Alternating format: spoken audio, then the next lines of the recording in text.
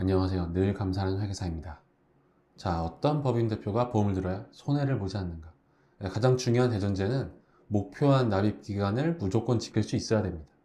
생명보험은 승자의 세계니까요. 자, 예시표를 하나 보시죠. 해당 예시는 특정 보험의 해약 환급금 표입니다. 2년 이내에 해지하면 한 푼도 돌려받지 못하고요. 4년 이내에 해지하면 60%가 손실이며 40%만 받을 수 있다는 건 60%가 날아갔다는 거니까요. 그리고 5년은 납입해야 환급률이 80%가 넘어갑니다. 해당 상품은 많이 들어보셨을 경영인 정기보험, 다른 말로 CEO보험이라고 불리고요. 5년을 납입하면 퇴직으로 가져갈 시 세효과를 고려 예적금과 비슷한 수준의 수익성이 나옵니다. 그럼 여기서 의문이 들 수 있습니다. 아무리 세금 효과를 반영한다고 하더라도 예적금과 수익성이 비슷하고 또 유고 시에 사망보험금까지 준다면 이게 말이 되나? 여기서 먼저 보험사의 영업현금 흐름 구조를 보면 다음과 같습니다. 보험사 입장에서 유입되는 현금 흐름은 보험료입니다. 보험료가 납입되는 게 곧 유입이고요. 유출 항목은 사고 발생 시 사고보험금 지급액입니다. 그리고 설계사 수수료, 마케팅비가 나가고요. 보험을 만들고 운용하는 인건비, 전산비 등의 운용비가 발생합니다. 그렇게 남은 게 보험 영업으로 인한 순현금입니다.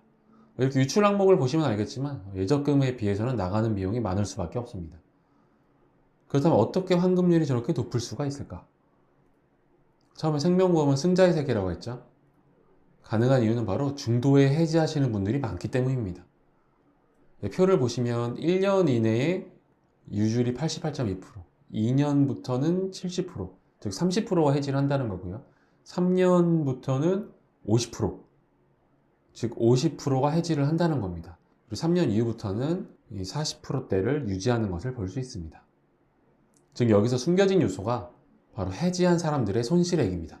따라서 목표 기간 납입을 성공하셨다면 환급 시 받는 돈에는 중도 해지하신 분들의 손실 금액이 포함되어 있습니다.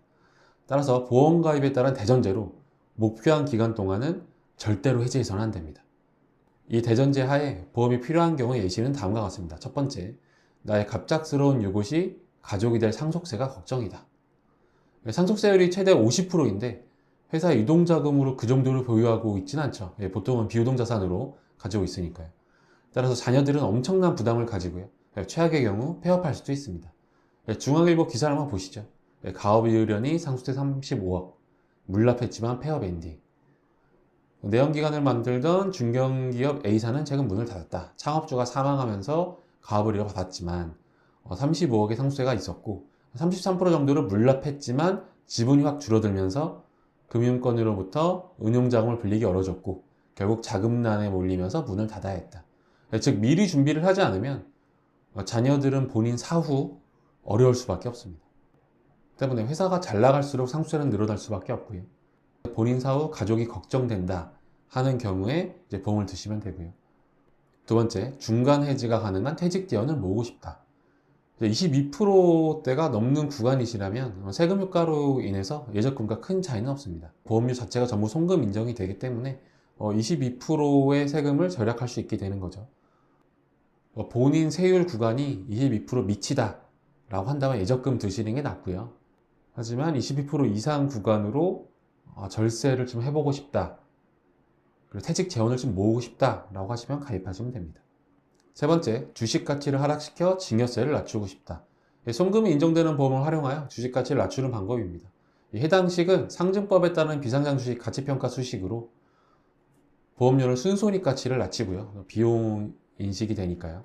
그리고 보험료를 낼 때 현금이 나가기 때문에 순자산 가치가 줄어듭니다. 따라서 효과적인 증여를 위해서 장기간에 걸쳐 주식 가치를 감소시키는 도구로 보험을 활용하게 됩니다. 네 번째, 절세를 위한 여러 컨설팅을 받고 싶다. 컨설팅 시장 자체가 보험을 중심으로 형성되어 있기 때문에 컨설팅을 받고 그 컨설팅으로 창출된 가치에 따라 그에 따른 비용으로 보험을 가입하게 됩니다. 컨설팅 비용을 따로 내셔도 되긴 하고요. 근데 주의해야 할 점은 특히 컨설팅을 위해 보험을 가입하는 경우 믿을 수 있는 설계사에게 보험을 가입해야 됩니다. 보시면 우선 뭐든지 다 해드릴 것처럼 엄청나게 절세될 것처럼 계약 전에 얘기를 하고 계약하고 나서 2년 뒤에 수수료가 모두 입금이 완료되면 잠적을 하고 이런 경우가 많기 때문에 금융당국은 다음과 같이 개편안을 확정하여 27년 1월부터 시행 예정입니다. 보시면 기존에 1, 2년 내 판매 수수료 전액 지급하던 것을 4에서 7년에 분할해 지급하는 것으로 개정되어 있습니다. 기존처럼 이렇게 되는 것을 막고자 하는 것입니다. 이 금융위는 판매 수수료의 과도한 선직으로 인한 설계사의 계약 유지, 관리 유인 부족, 그리고 잦은 계약 승환과 설계사의 이직, 그리고 이로 인한 낮은 보험 계약 유지율 등이 국내 보험 산업의 대표적 문제로 계속 지적해왔다. 이것을 개정안의 시행 이유로 밝혔습니다. 그만큼 그동안 많은 문제와 피해자들이 있어 왔습니다. 절세 컨설팅은 특성상 장기간이 될 수밖에 없습니다. 1년 내에 몇백억을 절세해주고 이거는 될 수가 없고요. 긴 시간에 걸쳐 케어가 되어야 됩니다. 그러니 부디 믿을 수 있는 설계사에게 맡기시길 바랍니다. 자, 영상 내용을 정리하면 다음과 같습니다.